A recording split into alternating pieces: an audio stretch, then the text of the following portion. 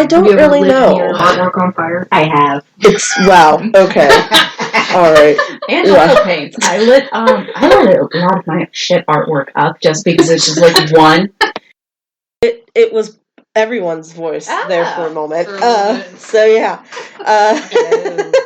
Hello. Welcome to another episode of Every Which Way. This is a Sabbat Spooks one that y'all were supposed to get yesterday, but didn't happen because I'm still recovering from the sick and I didn't do any research last week, so whoops. I have three, including Miss Luna.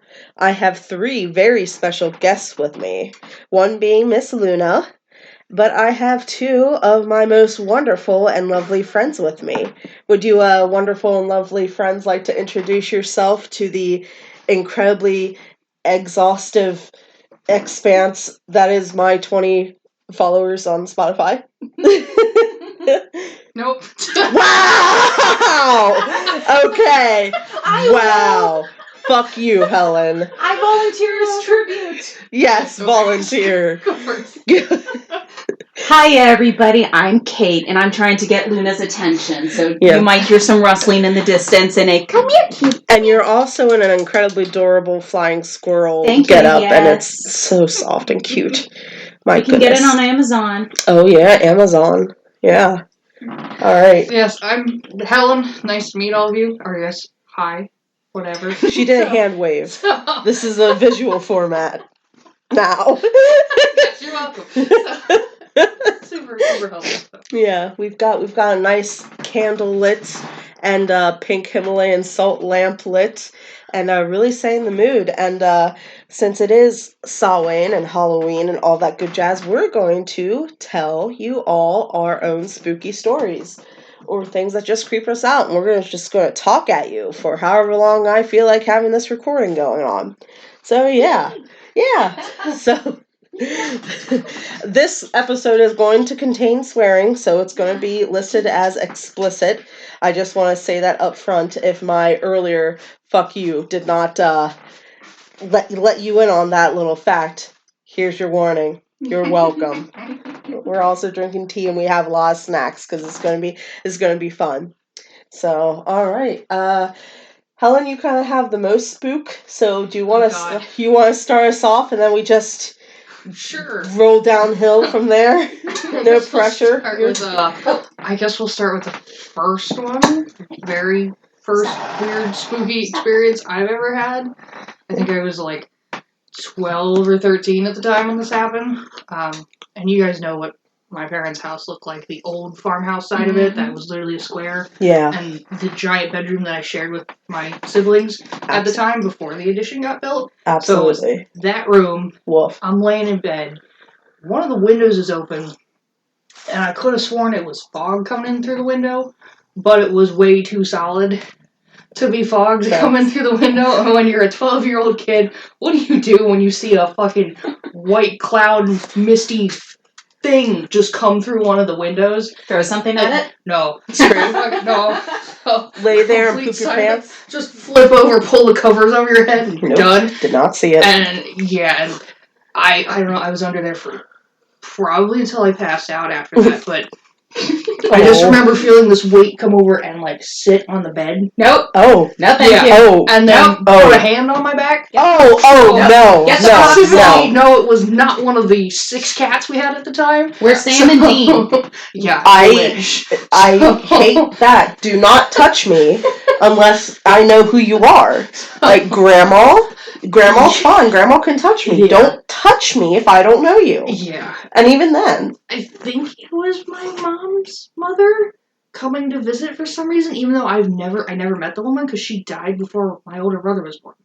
So she died long before I was on this planet, but for whatever reason, my mom, I think, talked about her a crap load that day or something. I don't know if that manifested or my brain thinking about it constantly manifested her, so who knows? But it was just weird, and I just have this funny feeling that was her, and she just came to say hi. Wow. I mean, thanks, Grandma. That's great. I love that very much. Wow. Sorry, it's just... No, it's cool. That's cool. Do I sound uncomfortable because I feel uncomfortable? That's like, wow. Are we sure it wasn't one of your family members or anything like that? Did you ask them? No, I was completely silent and like way down. I'm like, no, because again, my sister doesn't believe in ghosts at all. She's like denier to she's just like no kind of a thing. My mom kind of does, but being a Catholic, it's like there's that weird line there as well. So I'm pretty sure my mom's seen some shit, but we'll never talk about it, kind of a thing. My dad, which is weird. I have no idea. So I feel like we should ask this question to him later on. Like, yo, how do you feel about ghosts? Yeah, I mean, you're almost dead. How do you feel about it? Dead inside, hooray! I'm dead inside, and I'm not still lead with that part of the conversation. It's like, hey, Hillary, you're almost dead, right? How do you feel about ghosts? Feel like, wow, you are never allowed on my property ever again. Knowing your dad, he would haunt the hell out of people. I feel like your dad would. He has big ghost energy. He would definitely. Yeah, I think he'd have a great time. Oh yeah. Oh fuck yeah. Oh yeah. He'd be great. Yeah. I always think it's interesting, like especially people that are like kind of religious, I guess, or in that, especially like you correct me if I'm wrong with Catholics because it's the Father, the Son, the Holy Spirit. Yeah. It's like a third is Holy Spirit. Yeah. How we believe in ghosts, like ghosts are a thing, kind of thing. It's your soul, technically. Yeah. So kind of what I remember from school was being, what it's taught to you is like, okay, everybody's a soul or a spirit in them, kind of a thing. Yeah. And then, for me, I'm just like, okay, that tells me ghosts exist. I'm like, if angels and demons exist, then why the fuck can't ghosts? Exactly. Well, half the time the Holy Spirit is also referred to as the Holy Ghost. That too. So. Yeah. Well, I'm not that knowledgeable into the way of the Catholic Church. Frankly, I've forgotten half of it. Yeah, I tell my mother. 13 years of it drilled into your brain, and your body just kind of purges it after a while. Yeah. Fair. Yeah. Fair. So, well, I guess I'll start with my first one. It's probably... It probably isn't scary to anyone but me. So you guys might laugh, but I don't know how familiar you are with Gettysburg.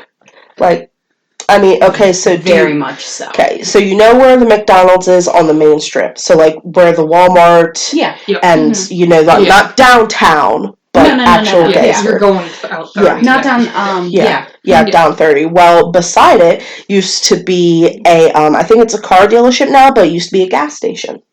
All right, and my mom would sometimes. It was in between the McDonald's and Mr. Green's ice cream. I remember that. So like where the U-Haul place is. Yeah, I guess but across the street. There's a car dealership right next to the U-Haul. Yeah, okay, that's what I thought. Okay, but yeah, it's a small little thing, and I remember. I think I was like maybe 8, maybe. I know that this was when we were still living there because I moved when I was 10. But Mom and I, it was just Mom and I. She went to the gas station to get gas and left me to go pay and pump and all that good jazz. And towards the end of it, she gets in. I sit up to put my seatbelt on because I wasn't wearing it because I was a little fuck. And I look over, and in the car that is passing, and how it is like, okay, so my teacup is the pump. Mm-hmm. So Mom was on this side doing the gas stuff. Yep. So when I sat up, another car was going by, and I turned to the left, and I saw someone who looked exactly like me. Like, the same glasses I had, the same mole on my face, like us, same haircut, spitting image. Oh, that's fucked. And my mom saw them, and she was like, "Diana!" And she went to get out of the car, and I was Evil like, twin. And it wasn't until like she was halfway out that I thought to be like, "Mom, I'm here," and she looked back, and when she went to look, the car was gone. That's fucking whack. Right? And it's like that's the one major thing, the one major spook that I had when I was growing up that I can remember. And it just like I would think back on it and Mom does not remember it. So either it was not as a pivotal moment in her life as it was for mine, but she doesn't remember it, but I see it, and I can see it play in my mind like it was just yesterday. Yeah. But it's the same way with mine. It's like it made a core memory in my head of just this was the fucking weird thing that started all the rest of the shit. I'm pretty sure of it. Yeah, and it was just like, whew. Like, it doesn't surprise me, because, again, born and raised first decade of my life in Gettysburg, so it's like I never saw anything on the battlefield, except for when we went out in the spot in the triangular field and we could hear nothing. But, that's right, I forgot about that with me and the hubby, so... Yeah, when all four of us went out and... but... It was dead quiet that day. Yeah. And it was not short, it was not... it was busy, too. There were so many people there, but we went out and nothing. And just silence, that was weird. Yeah. But yeah, that's mine. That's my first one. Well, to continue off the Gettysburg kick, I went on a Gettysburg ghost tour. I've always wanted to go. They're good. I went with a couple of friends of... Gosh, I forget when, but I went with a few friends on one of the ghost tours, and it was on Halloween night as well, too, so... Cheers! And one of the girls, she kept on talking how, like, she was very, like, connected to spirits and stuff like that, and she had something that she got from, like, a yard sale or something that, like, that connected her to a certain spirit, and she would ask for that spirit's help to communicate with other spirits.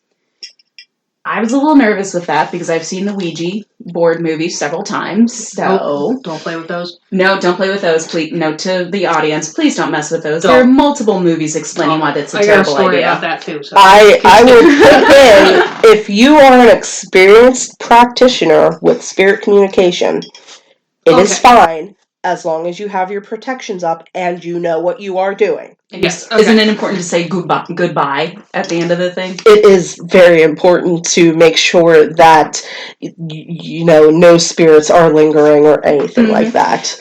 But anyway, so we're exploring Gettysburg, and it was a pretty good night. And so far, I didn't really see anything during the ghost tour. Like the tour guide talked about, like, oh yeah, they would see like a little floating ball of light sometimes in this spot, or you could see a shadow in a window, and of course it's 10 o'clock at night, you see squat. But we decided to stop by the old courthouse, which was haunted, and for those who don't know, it was a official government building, and it was used as a hospital for all the wounded soldiers that fought on the 3 days of battle here in Gettysburg. And we all stopped to take a picture after the tour guide finished giving her speech. And after someone took the photo, they noticed something in the background. And there was the front door, which was locked, and then they have a lobby right behind it. Right by the stairwell in the main lobby, you could see a shadow of a man with a wide brim hat, with a big scraggly beard, and there's no other way to describe him, but he was gray. Like, he was just a gray shadow. But you could make out enough of, like, a beard and a wide brim hat. And, of course, by the time everyone realized there was another person in the picture, we had already left. Oh, so I'm hoping the one friend who I'm no longer in communication with, I wish I was, so I could ask for that photo, I was just hoping that she didn't call that spirit upon us, so... That would be very uncomfortable. Yeah. And then there was that, there's the second story. Do you guys know the viral video of that one couple that went driving through the battlefield at night and they claimed to see a soldier running across the car in front of them? No. I do not. No? Alright, let me grab my phone and show you. You guys can talk while I find this video. Alright, cool. Your husband's sending me cat pictures, sorry. It's okay. Look at that trophy. Oh, so cute. Oh, we need a little bit of cute. For those who don't know, we're looking at adorable cats. Yeah. Cat pictures. Yeah, Helen has 2, I have 3, and Kathleen has 1.5. Yeah, 1.5, because the other one is technically owned by my brother. Yeah, so that's 1.5. So, do you want me to do the real quick Ouija board story? Go for it. Yes, go for the Ouija board stories. This is actually my husband's dad, who was an idiot when he was a teenager in, like, the 80s.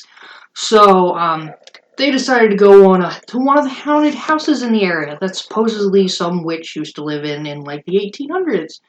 So, great place. Go down to the basement, decide to play with a Ouija board. Not great. And got something to talk to them, and Dylan's dad's a little tapped into the spiritual stuff too, and they pretty much opened a door somewhere and let something out. We're pretty sure, anyway. So, in order to close it, he decided the best way to do that was to snap the Ouija board over his knee. I don't think that just breaks the tool. That doesn't sever the connection. No, it does not. So he's also had some weird shit happen after that, like in cemeteries, as well as Dylan's, that side of his family's been kind of plagued by stuff for a couple generations, and we don't know exactly where or when it started. But yeah, things has still happen every once in a while. It hasn't happened in a while, but yeah, that was not a smart thing to do. Yeah. So yeah, don't fuck with Ouija boards. Yeah. Well, if it hasn't happened in a while, you guys are due for one. Oh my god. Sorry. So sorry. I'll let you know if he has a nightmare tonight or something. Okay, great. Alright, so let's... I found up the video. For those who are interested, you can go to YouTube and pull up Gettysburg Ghost. It's on the Daily Mail channel, and it has 1.3 million views. Holy Hera. Yep, that's how crazy it was. Now, I have seen this, I've watched this video multiple times, and I am 99.5% sure what they claim as a ghost is really just a water spot on their windshield. Alright, so I don't have the volume on, but it's alright. Yeah. We don't need volume. But look closely at, like, this spot. Here's an arm. There's somebody else. Oh, the little dot that's right there. Yeah, that's weird. Yeah, I'm pretty sure that's a water spot on there. Yeah, that looks like a water spot. That's, Yeah, as well as how they move the camera then. I'm like, that's not, no. But that's, not convinced. No doubt that you'll see shit like that in Gettysburg, though. Yeah, for sure. Yeah. The number of times I've had people mention how they go ghost hunting in Gettysburg and stuff like that, and I'm sure the ghosts are tired of it. Yeah, they're probably like, again. When BuzzFeed Unsolved, or actually no, they're Werewatchers now, aren't they? Ryan and Shane. Yeah, they went to the Farnsworth house, and I'm not gonna lie, I saw that episode, and I love Ryan and Shane. I really do. I did not appreciate the way that they treated whatever may or may not be there. I didn't appreciate the way that they treated it or how they behaved. I think that they weren't really taking it very seriously. And I mean, I know that they're not going to because of who they are, and it was their last season on BuzzFeed, which good for them. But at the same time, I felt like they were a little too disrespectful, and that rubbed me a little bit the wrong way. But that's just my thoughts. Yeah, I think the Farnsworth house wasn't a good place to go. I feel like they would have done much better at Seminary Ridge. Yeah. Because that was also where, like, they had a lot of, like, that's where they had a lot of wounded soldiers there and stuff like that. And if y'all have never been to the Seminary Ridge Museum, they have one section which is filled with mannequins. No, I refuse to go in there unless I'm there with somebody. The mannequins are too realistic for my liking. I've never been there, but I want to go. We should make a trip, the three of us, and just go and see these things, because I bet that it's terrifying. My goodness. It's very well done. It's just really creepy looking because the mannequins are just too realistic. Like, they have, like, fake blood and everything. Oh, wow. They really went hardcore. That's wild. Damn. I mean, I'm pretty that's sure great. Blood. That's awesome. But at the same time, that's very kind of creepy. I want to go. I'm trying to think. Yeah, I think they do. I think, like, some rags have, like, fake blood and stuff, because it's also, like, they show, like, a medical scene and stuff like that. Okay, it would make sense for them to have that stuff. Well, any other spooky stories? Because I got one more if no one else has any. I've got, like, one or two. All right, go ahead. Many, yeah, go ahead. So. Alright, so the second one happened relatively recently, I think last December. This was not long after I first got Jazz, which Jazz is the name of my car. Mm-hmm. And it was, again, in December, and there was like no snow or anything, and I decided that I was going to take a drive, one to get acclimated to the car, but also just to, kind of have, just some chill time listening to music, and I did. Well, I drove through Bonneville and into Gettysburg and through the battlefield, and I was on the back roads there. I don't know what the road is. And as I was driving, and I was only going like 25 because it was those slow back roads, this creature came out in front of me. And at first, I thought it was a deer. But here's the thing. When I looked at it, you know how deer look. Yeah. The face was more canine. And Skinwalker. And its feet and paws. Its feet and paws were more. It didn't have hooves. Yeah. It had actual paws. Yeah. And it didn't walk like a deer does. You know how they walk. They have a very distinct, you can tell. No, it trotted kind of like a canine. But it was like outstretched. The limbs were outstretched. It was like deer size. It sounds like you're talking about like a maned wolf. Do you know what that is? I don't. So they are really cool looking animals. You know the platypus? It's like a platypus almost. It's a weird creation that you don't know how it came to be. Are they native in PA? No, they're not. So. They are. Oh gosh, where are they native from? Hang on, research time. They're South American. Yeah. Oh, whoa. But yeah, they look like that. Kind of like that, but the fur wasn't quite as thick. Like, it didn't have that... Maybe you saw a mutated coyote. Maybe. Yeah. But they're very lanky animals. Yeah. They're really cool, though. Okay, that's about as close. Mm-hmm. Maybe the ears were smaller, and snout was a little longer, but it just trotted along right in front of me, and I was like, what the... And it was only one. Maybe it was a weird, hybrid of things, because we got all the coyotes here, and wolves used to be in Pennsylvania for the longest time before they were driven out by, multiple reasons. Yeah. So maybe you saw a weird hybrid of something. Maybe, but it just spooked me. And I haven't told this to anybody, because I was like... But some of those weird things, you're just like, no one's going to believe me. Yeah, exactly. Weird. But, so, I know that you guys will, because that definitely creeped out. It was at that point that I was like, I'm going to go home. Yeah. Nah. I've got hair standing on the back of my neck on that. Okay. Yeah. Wow. Yeah. Wolf. Yeah. Spooky, scary music. Oh, no, wait, that might be Gabrielle. Spooky. All right, Helen, give us another one. Sorry, got so many. Trying to think in order, so kind of after that, I don't remember too much through... You can go in any order. School and whatever, I was trying to think chronologically is easiest for me, but... I'm popping the kids in my mouth. As well as some of it doesn't make sense out of order, I guess, put it that way, but yeah, I didn't really pick up on a whole lot, and being with my family and whatnot, and just kind of like shoving stuff out of the way and be like, that doesn't exist, kind of a thing, and then I didn't really get back into getting the weird heebie-jeebie stuff until I met Dylan, which is great. So,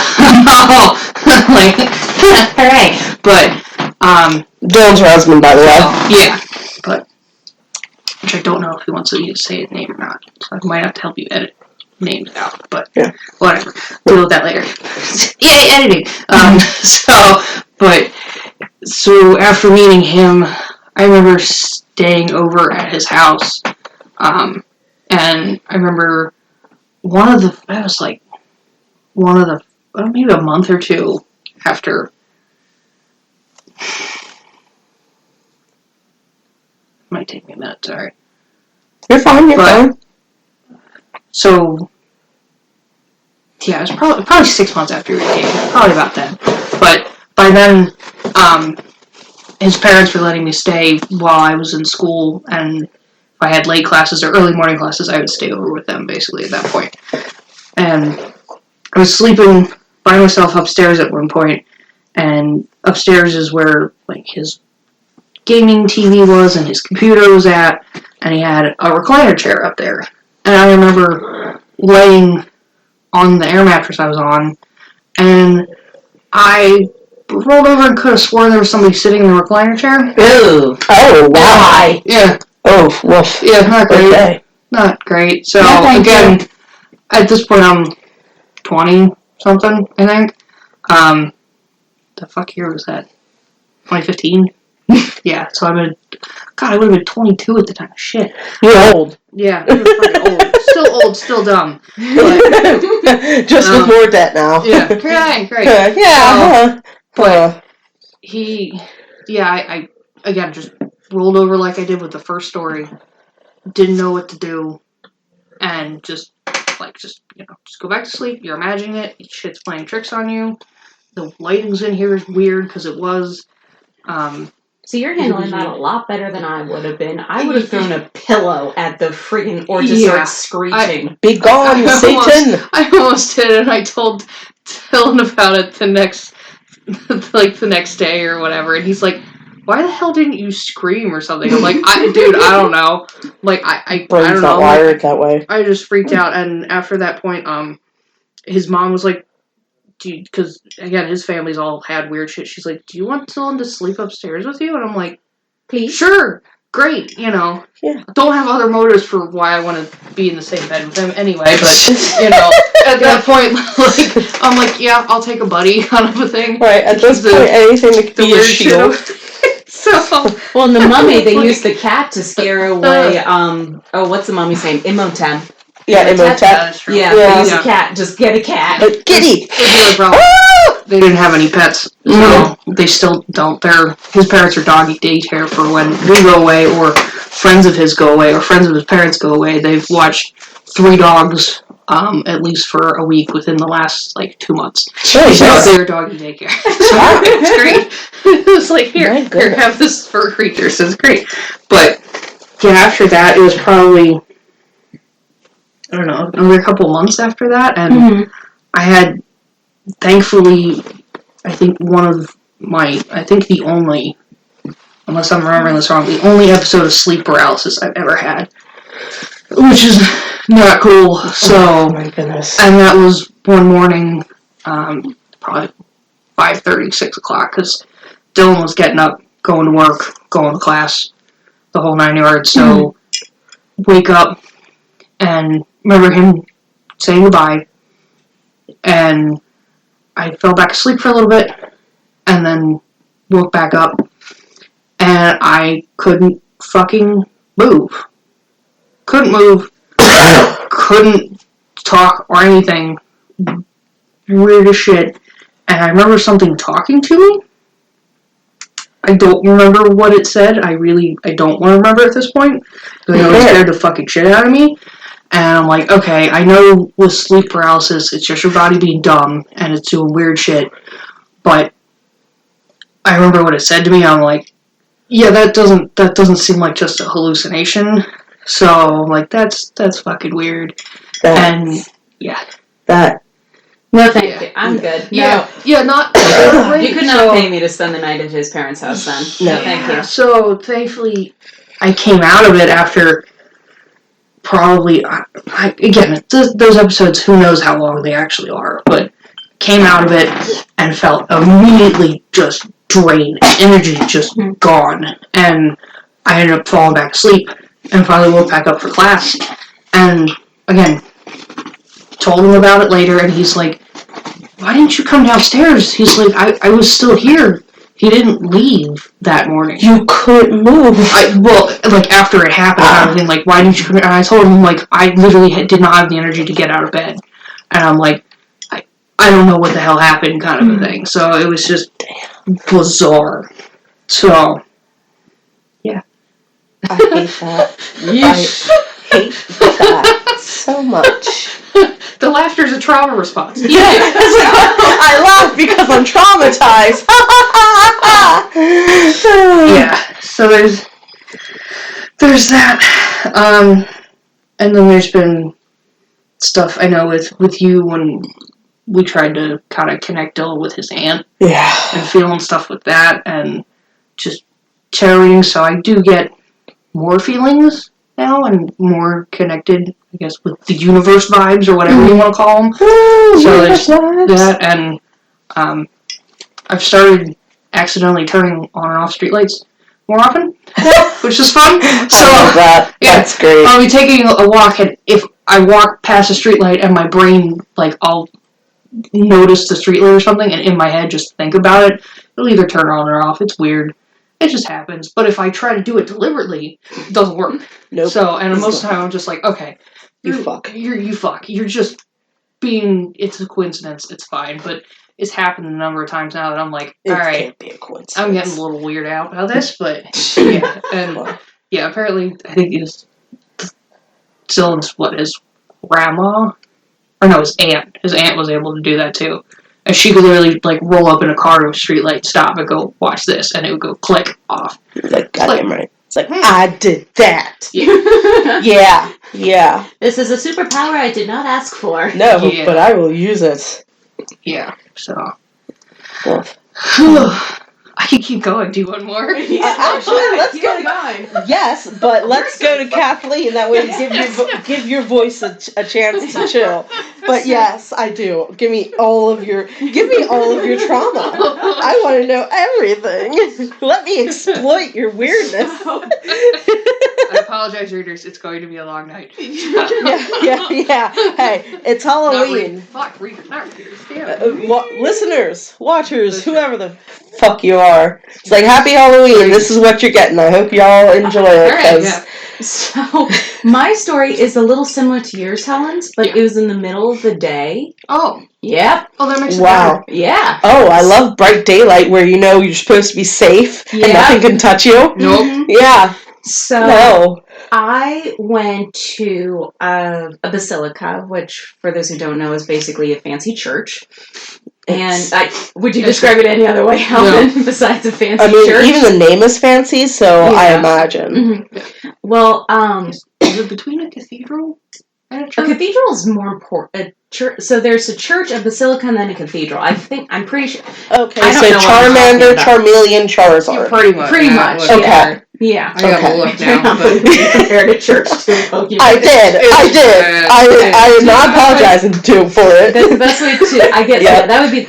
Helen's Googling it so we can be accurate. Charmander,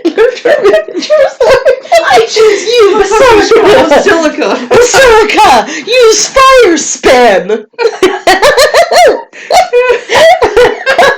What does the internet say? The internet says that you're a racist. Wow. Oh. Wowie. Talk for a little bit. Let me read and figure this out. Basically, I visited this basilica, and right next door to this basilica is this old home / schoolhouse where a saint actually taught, and then she would later die in this house. And I took a tour through the basilica and the home itself, and everyone in the tour was exiting out the back door. We were in the room where the saint had died, and we were going to the cemetery that was right behind the school / house. And I was at the Gesundheit. Bless you. Bless you again. Alright. It's okay. And I was at the very back of the tour. Bless you. My goodness. Alright. Do I need to, get a bundle of herbs and just smoke this room up? Oh my God. Blow my nose a second. Okay. But, I was in the very back of the tour group, and I was about to step out the back door when I felt my body suddenly seize up. Like, I physically, I in a split second, I couldn't move, and my whole body felt completely numb. Oh, that's... And it sounds weird, but there's no way to describe it. It was like a sudden shock, numbness, and then I could move again. But it took all, in a second. Oh, my goodness. And I don't know, maybe I had a stroke or something and didn't realize it. I don't but think it's just that's how strokes work. Probably not. But either way, either something went through me, or maybe like I was sleep deprived, or I had too much caffeine. But whatever it was, But I know it was the weirdest sensation I ever had, and I could never explain it. And I asked some of the other people I was with in the tour group, and they didn't know what I was talking about. They didn't feel anything. It was just me. So I was like, wow. Saint, if that's you, I did not appreciate that. Yes. I would have taken a turtle dove landing on my head or something like that. Bad touch. Bad touch. Saint, whatever the fuck you are. Bad. Okay, so there's a difference between church, cathedral, and basilica. Aha! So, churches are your basic houses of worship, technically. Charmander. Basically, yes, correct. I'm just gonna go Basilicas are, in fact, fancy churches. It was mainly from Roman time when there were fancy architectures, but they do get designated as such by the Pope when they become more important, basically. Mm-hmm. So you can have more, I guess, holier sites kind of thing. And then the cathedrals are the seat of power, technically, for like where the bishop resides. So that's usually how it goes. So yeah. Okay, so yeah. Exactly, you were correct. Okay, so Charmander, Charmeleon, and Charizard. So this makes perfect sense and not offensive to anybody anywhere at all. I choose you. So that's it for my ghost stories. Helen, let's continue with yours. Yeah, cool. Let's hop back to Helen. Let's go with one about something passing through me as well. Cool, sort of. So this is house hunting. We're somewhere. I forget. This story, I remember you telling me this. So we're going in a house, and I'm not a big fan of the house, but I'm like, all right, we'll walk through kind of thing. We're seeing some stuff that we're like, shit, probably not gonna do this one, but let's go and check out all of it just to see if something. We were like, okay, maybe, but. Down in the basement. Always the fucking basement. Or the attic. No, yeah, or the attic. Most of these places you can't get in the attic, though. Yeah. So. I feel like a basement's better because it has more hidey holes and it's creepier. Yeah. Yeah. So, I mean, I don't know where Norman lives in our house, though. So, that's either the spirit of the house itself or there's somebody else that's hanging out there. But his name is Norman. The only thing I know for sure is his name is Norman. So, wait, that lives in your house now? Yeah. Oh, okay. That's some sort of entity thing. It's a puka. He's chill most of the time, so every once in a while I'll be like, are we doing something that makes you mad? And I'll either get a feeling of, okay, we gotta stop what we're doing, or we're like, no, we're good, kind of a thing. Or he gets mad when we don't vacuum enough, so it's fair. I love Norman. So I feel like it's somebody that either used to like really love the house, kind of a thing, that used to live there, or it's just the house itself being mad with us that we're not taking care of it. It's a monster house. Yeah. Less weird, less spooky, but yeah.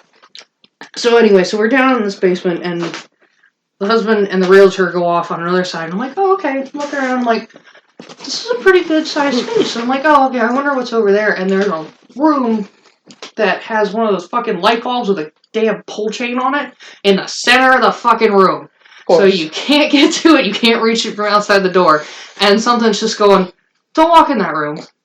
Do not walk in that room. And what do you do? Walk in the fucking room. You and turn the goddamn light on. So I could see the basement, and, like, after I walked in, I'm like, okay, I turned the light on. Alright. I'm like, yeah, whatever, is my imagination.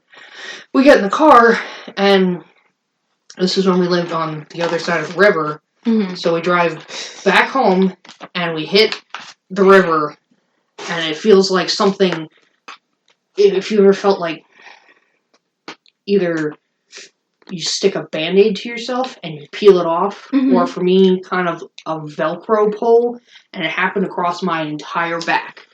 And it was just this peeling pull as we hit the edge of the river, because running water is that mm-hmm. protection kind of thing. Yep. So we hit that, it's and that cleanser. I felt it, and Dylan felt it. And he went, whoa. He's like, did you feel that? I'm like, yeah. I'm like, something in that house latched onto me. I'm like, I shouldn't have walked into that room in that basement. You had one job, Helen. Yeah. So after that point, I haven't walked into anywhere where I get the heebie-jeebies from. I've felt a couple other houses we were looking at and whatnot, and I just looked at him and went, I'm not going over there. And he's like, okay, we're not gonna get this. That became kind of a deciding factor as well. Of yep, nope, we're good. We don't need this. We don't need to buy this one. My requirement for this house, it must be brightly lit. Well, before we put in extra lights in our basement, you could get mugged in the corners. It was dark down there. Oh my gosh. So, yeah, it was also the same fucking pull chain shit, but everything's fine. So there's, again, besides Norman hanging out, there's nothing weird about our house, thankfully. So hey, next time I go to your house, I'm gonna bring an offering for Norman. That's fine. Just be like, here you go, buddy. Yeah. Here's this. Norman, the friendly cleaning house ghost. Yep. Treat my friends well, please. Yeah. And I won't have to bust out my sage. I'm just picturing it, the house telling you, vacuum me! Yeah. Clean me, Helen. I want to be clean. There's still a random noise that I hear when I sit at my desk that I have no idea what it is. And Dylan has heard it maybe 2 or 3 times. And he's like, oh no, that's just the house settling, or that's just something. I'm like, dear, it's constant. About. What does it sound like? It sounds like, to me, it sounded like a squirrel or something trying to chew through the wall. It's just like, it's a weird noise. It's the telltale heart. Yeah. And he's just like, oh, it's the wind or something. And I'm like, I never heard a house or the wind make a sound like that. I don't know what the hell it is. And I'm like, maybe it's the panel, because if you go in the kitchen, there's that cubby hole back there. That's the attic access. And I'm like, maybe it's that panel moving back and forth. Yeah, maybe. We set up a freaking webcam in there for like months. Never caught a damn thing. Never saw nothing.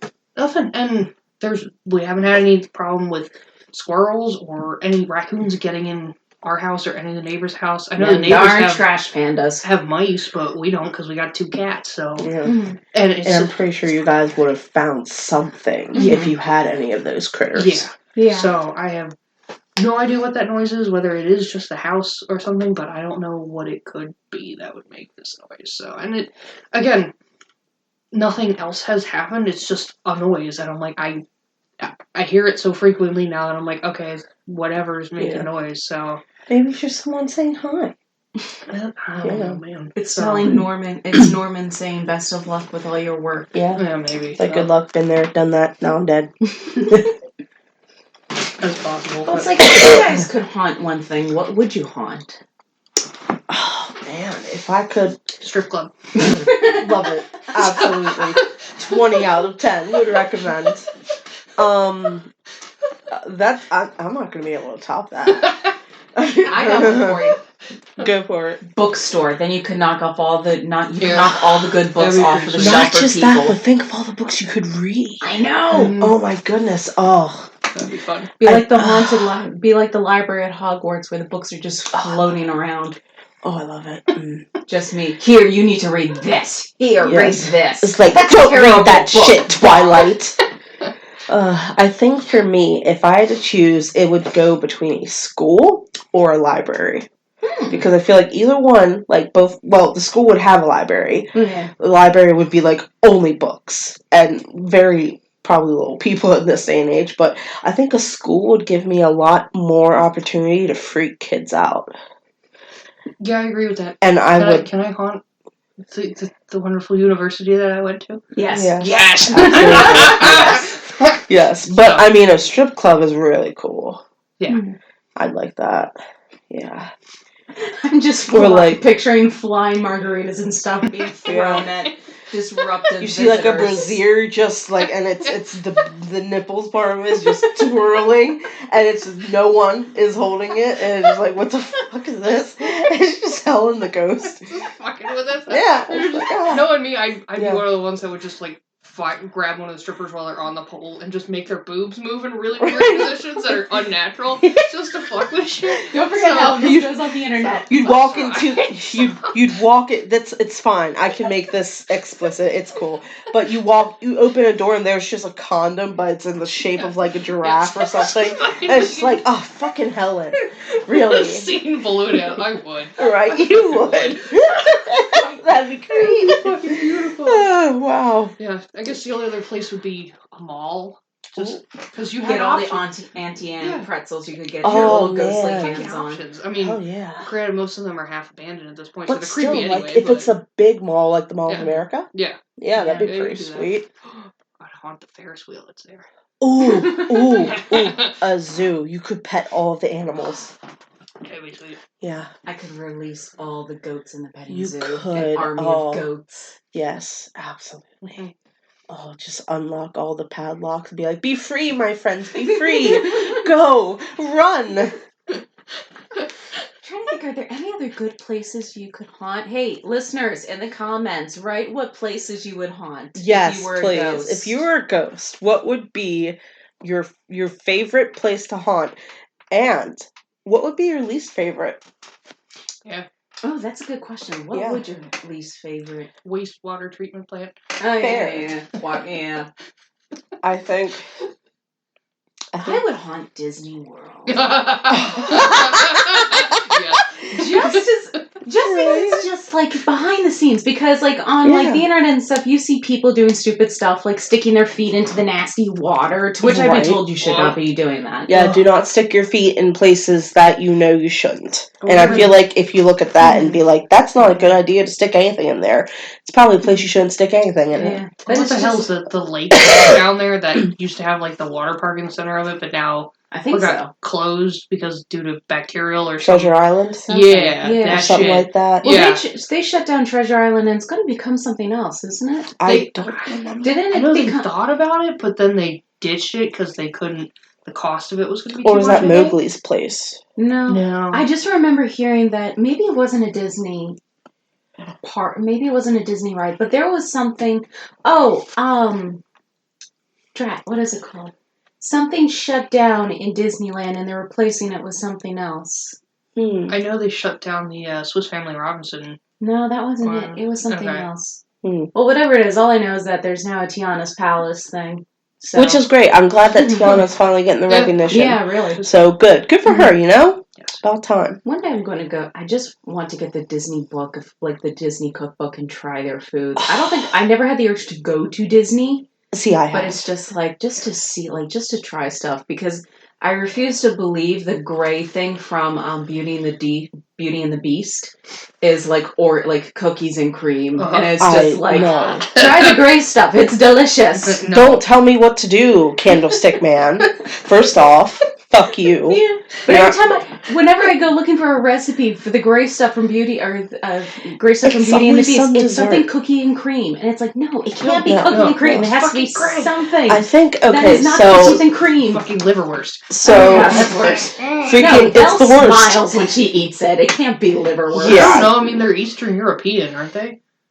France. She's French. Yeah, she's I mean, Germany's right there. That's where liverwurst comes from. They've probably eaten it. It's probably Bratwurst.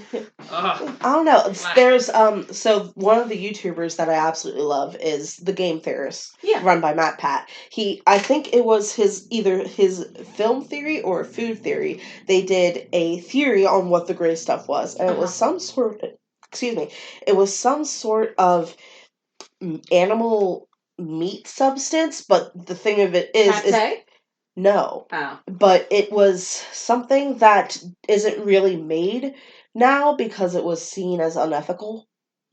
Yeah. I have to bring are you talking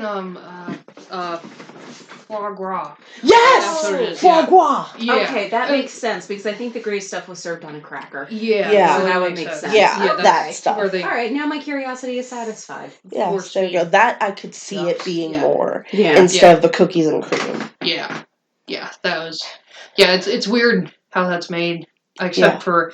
They figured out a breed of goose, I believe it is, that towards the end of wintertime, around migration time, they will go into basically a binging, eating frenzy, and will stuff themselves to the point where they replicate it's like a the weird process of making it, basically. Because before they would have to, basically force feed ducks. Massive amounts of food. Warning folks. This little bit of graphic Sorry. stuff. Yeah, when I said that this episode was explicit, I didn't mean just the language.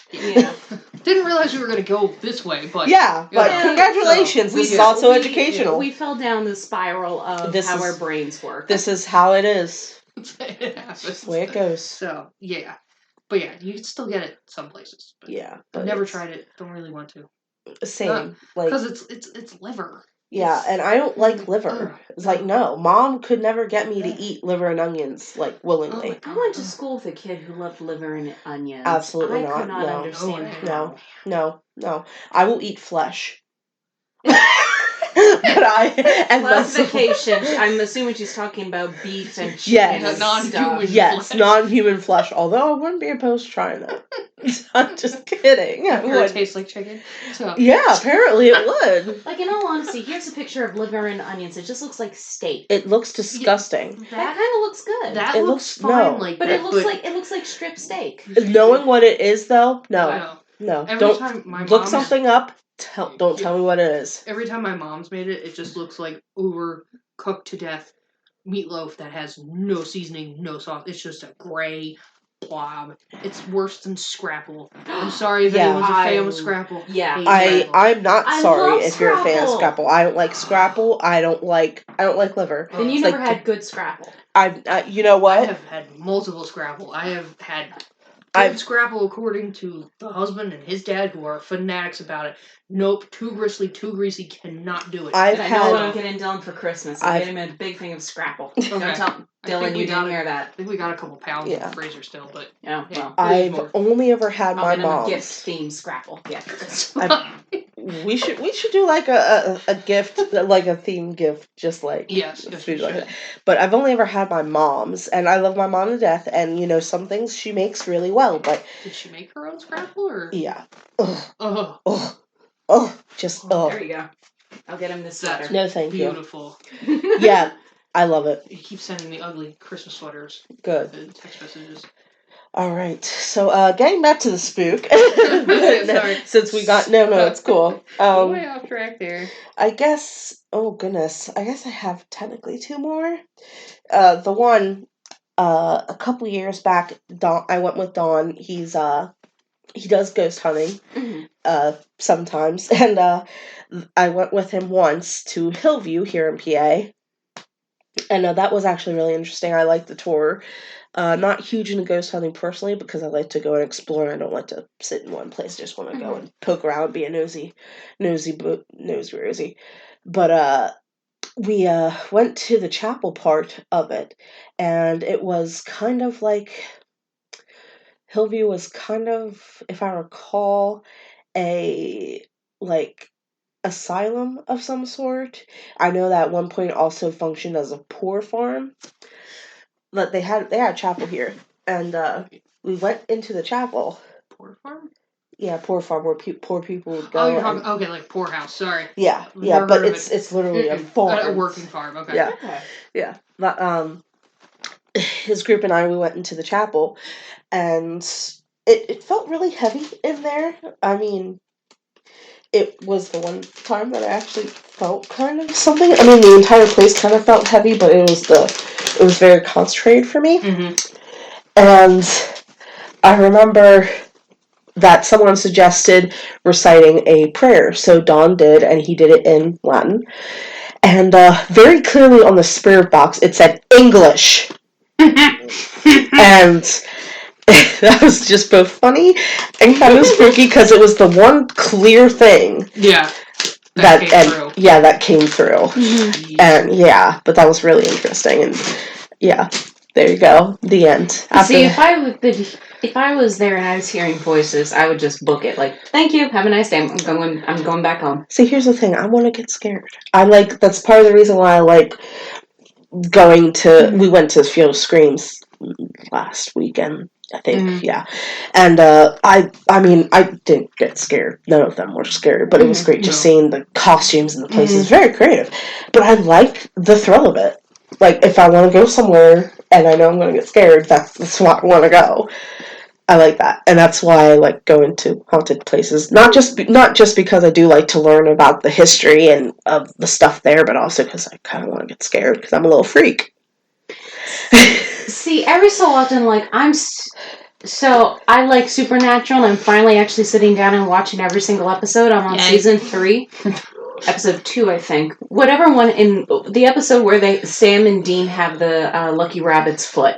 That episode. Oh yeah, that one. I lost my shoe. I was gonna say I can't remember the. No, that's season 1. Never mind. But it's just like there are certain things there where it's just like, all right, that freaks me out a little bit. I'm just going to end the episode here for tonight and then catch up tomorrow in daylight. Fair point. Yeah, because it's just like, I don't want to go to sleep scary. Like, I would have to put on, like, a comfort TV show or something like that and have that playing in the background to help me fall asleep. Yeah. See, here's the thing. I fall asleep to stuff, but it's like spooky stories on YouTube. Like Albert compilations, like 60 scariest skinwalker stories. God. Yeah. And I don't fall asleep to that. Do you guys remember the... Oh, sorry to interrupt. No, you're good. Do you guys remember the old scary stories to tell in the dark? Absolutely. I have the book right over there. Yeah. Not like the new movie though. I did enjoy the movie. Yeah, the movie was good, but the actual books from growing up as a kid. It's all three. Yeah. I actually, I think if I recall correctly, the last Sabbat Spooks I read a couple stories from this. Yeah. So, yeah, but it's all three of them. I feel like original art and everything. Yeah, see, the original art, I think, was part of the scariest thing there because whoever, the illustrator did an amazing job on drawing, like, really creepy bits. Yeah, I'm good. Yeah. I'm good, thanks. Because, I'm the same way. I won't sleep if I watch scary shit on TV. Mm-hmm. Mostly overactive imaginations. Yeah. So, yeah. So. Oh, yeah, that one. Fucking weird looking. Oh, yeah. The cat. And here's, Aaron Kelly's bones. Yeah, I'm good. What's that? Yeah, I'll flip through it. So. There you go. This I know I can sleep comfortably. Although I have to admit the cover picture is a little creepy. Yeah. So. All right. Helen, if you want to go ahead and start on one, I actually need to go and blow me own nose, too. That's fine. So, yeah, no, weird shit, it's just, I can't do the scary stuff at night. So. No, it's understandable. Yeah. I don't know what the hell I'm watching. Watching something on TV, and I remember just laying there at night and just going, nope, I'm not sleeping for another couple hours. Just laying there, and the husband's sound asleep, snoring like crazy, and I'm just like, son of a bitch, I hate you right now. No worries. Boob. It's like, God, it's like you and your stupid face. The one night I remember, we didn't watch anything weird or anything, but it was, one night we both woke up.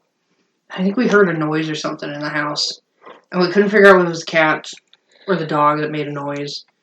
And we both, I was like, that was fucking weird. And we both lay back down, and we're both just laying there like, I can't fall asleep. And he's like, yeah, I can't fall asleep either. I'm like, okay, we have fairy lights in our bedroom, for if one of us is staying up late or whatever, we'll turn those on so we don't trip and fall and break our face in the bedroom when the other one goes to bed and they turn on and off the remote.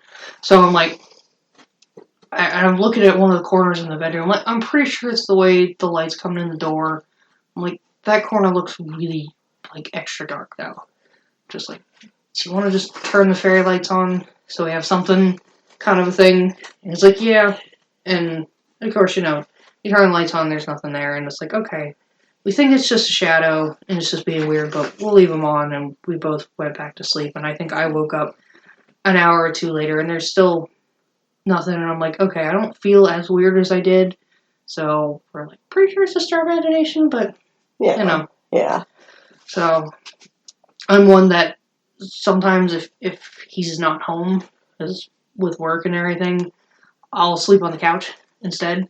Kind of thing, instead of the bed, or I'll leave the bright-ass light that's on the nightstand, I'll turn that on, I'll sleep with a 60-watt light bulb basically on the entire night. So, yes, I'm a little bitch sometimes, it happens. It's okay, don't feel bad. But, right. Yeah, so there's been moments like that. I was trying to think, other ones, not really spooky, but I guess weirdest things are probably one of the strongest incidents I've had was when his grandpa passed away. Mm-hmm. Mm-hmm. And I was driving the car going like a bat out of hell to try and get up to the hospital because they said he had a heart attack and was basically, they're trying to resuscitate him and whatnot. They got him back. They don't know how long he's going to last. Right. So, and we're driving, and I just start crying in the car, and I have this moment of just something's wrong, and I think he just left, kind of a thing. And I asked the husband, I'm like, what time is it?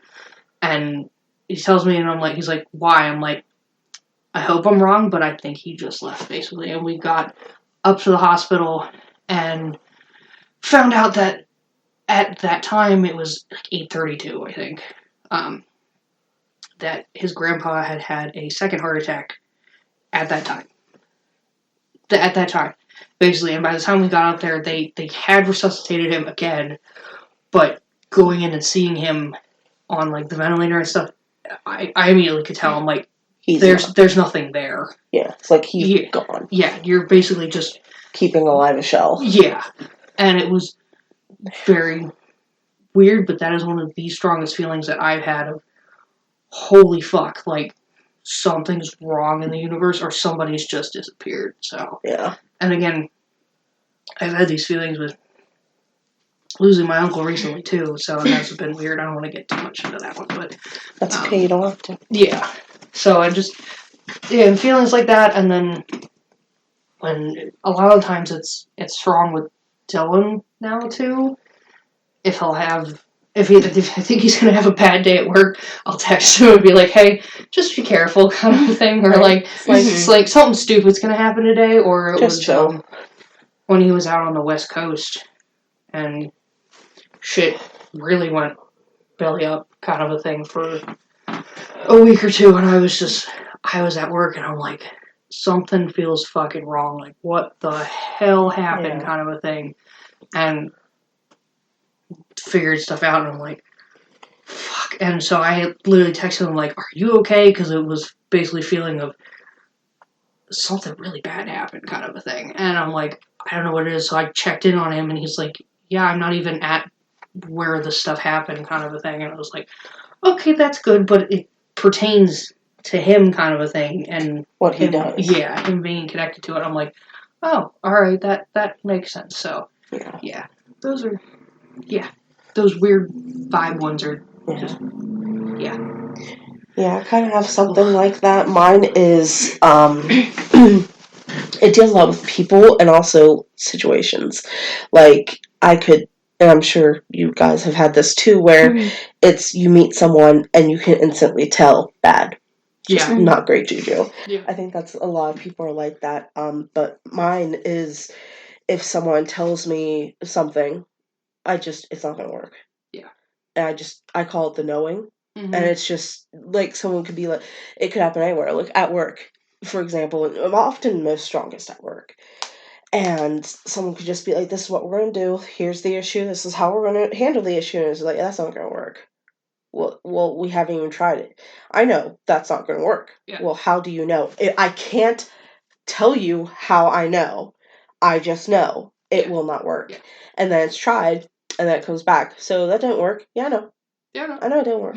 Yeah, I told you. Yeah. Mm-hmm. I knew it was going to fail. I couldn't tell you how I know. I just know. Yeah. Yeah, same thing at work. They went out, got a quote for something, and they're like, oh, well, we're going to see if we can find somebody to do it cheaper. And they did, and as soon as they did, and I'm like, that's bad. This is bad. I'm like, this is not going to go the way we think. And it didn't. Yeah. So, yeah. Hey. What can you do? Yeah, nothing really. So, unless they want to basically redo it. So, yeah. Mm-hmm. Yeah. Well, I think my last story, it happened here, so it happened this year. I think it was, oh goodness, it's been a couple of months, but I'm going to say this happened before June. Mm-hmm. So somewhere in that time frame. So we hadn't been here that long. But you guys know that I had those dreams, those hyper-realistic, I'm pretty sure I was in another dimension dream. Yeah. Mm-hmm. Yeah. Well, it wasn't so much as I was in a dream like that, but I was dead-ass asleep, and Don went, he was working mornings, and he had just gotten up, and he was bending over to kiss me on the forehead goodbye, and I was asleep. Yeah. And I just snapped, woke up, and it was not him. Oh. It was something else. Nope. And I was just like, and I freaked out, and he was like, it's okay, it's me, and I blinked, and it was gone, and it was him. But it was like, I opened my eyes, and then it's hard to explain, I was kind of like, I was sleeping, but I was in that dark void where you're not dreaming. Yeah. But then, I felt him go near. I opened my eyes, and it was like I was in kind of like the streetscape, I guess. But it was Don's face, like real close to mine, because he was giving me that kiss goodbye. But it was not him. Yeah. It was something else. And I say something because I could not tell if it was human or creature. And I blinked, and it was him, and I was just like, ah! But it scared me, because it was just so startling. We'll get some sage. Yeah. I've already saged this place so many times, but yeah, so.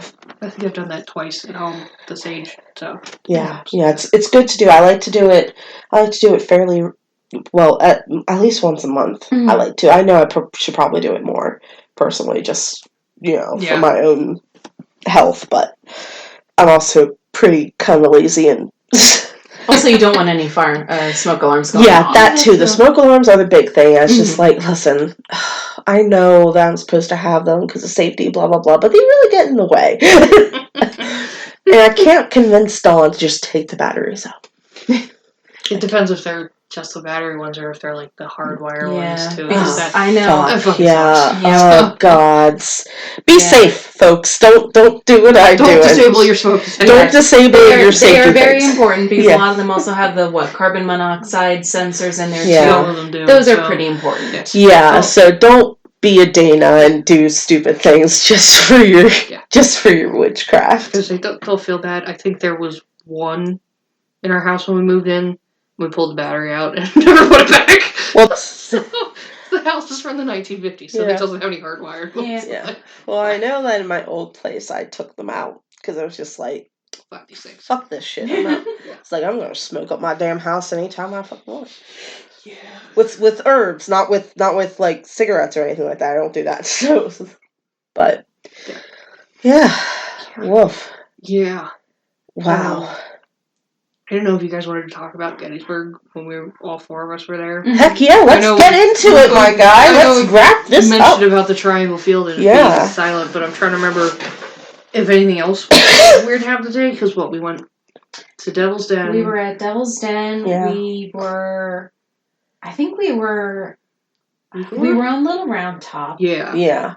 Were we at the Bloody Angle? I think we were at the Bloody Angle. I think we might have. I think we were, yeah.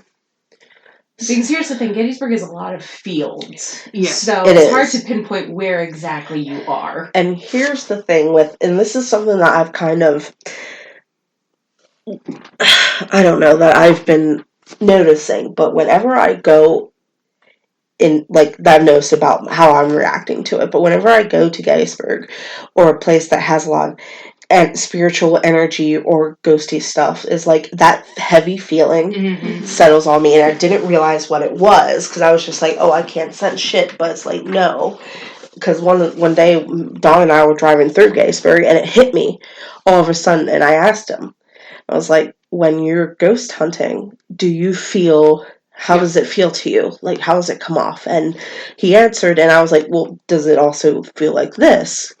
And he was like, yeah. And it was like, because sometimes, like, at first I thought maybe it was just like a medical thing. Yeah. Maybe I hadn't eaten something even if I had. Yeah. Or maybe I hadn't taken my medication even though I did. Yeah.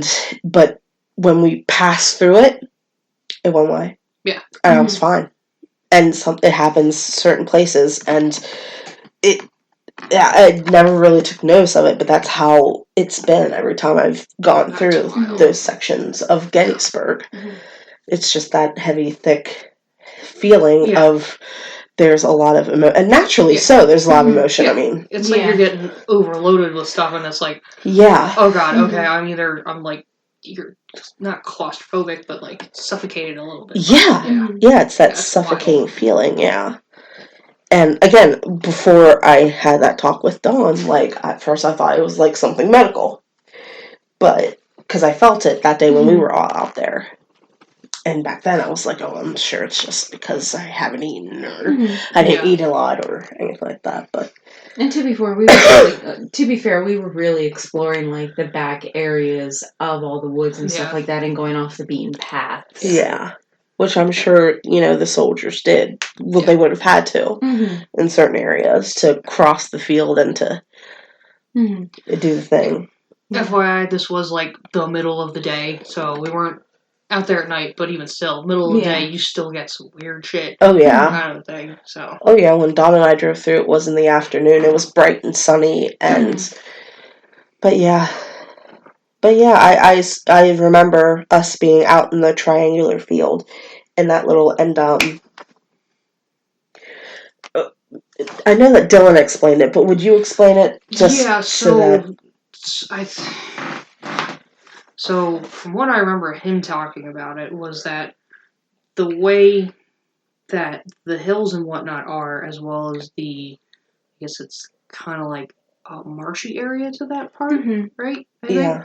So between all of that, the topography of the area makes it so that the sound doesn't reverberate off or anything, and it's just absorbed, basically.